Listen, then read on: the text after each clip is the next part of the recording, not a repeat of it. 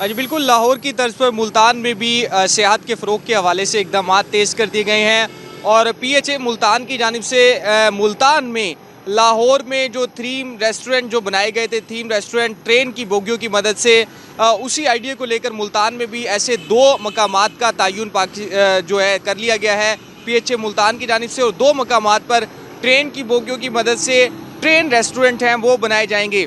इस हवाले से बाज़ाब्ता तौर पर जो तमाम तर जो मामलात हैं पाकिस्तान रेलवे और PHA मुल्तान के दरमियान जो है वो तय पा चुके हैं। और इस आइडिया का जो इनिशिएटिव लिया था वो DG PHA की जानिब से लिया गया था। अब बाज़ाब्ता तौर पर पाकिस्तान रेलवे की जानिब से थीम रेस्टोरेंट के हवाले से 2 अदद जो पुरानी जो बोगियाँ हैं ट्रेन की जो नाकाबिले इस्तेमाल थी, वो बोगियाँ जो हैं वो PHA मुल्तान को डिलीवर कर दी गई हैं। और PHA मुल्तान की जानिब से उन 2 बोगियों को खूबसूरत बनाकर रेनोवेट करके मुल्तान के 2 अहम मकामात जो सियाहत के हवाले से जो बड़ी तादाद में जहाँ पर लोग विज़िट किया करते हैं वहाँ पर ये रेस्टोरेंट बनाए जाएंगे। इस हवाले से पहले मकाम का तयन किया गया है वो किला कोना कासिम बाग दरबार शाहरुख ने आलम, क्योंकि जनूबी पंजाब भर से बड़ी तादाद में जो सयाह हैं वो दरबार शाहरुख ने आलम और बहाउद्दीन ज़िक्रिया पर हाज़िरी भी देते हैं। और जो उससे मुल्का किला कोना कासिम बाग है, पार्क है, वहाँ पर भी जाते हैं।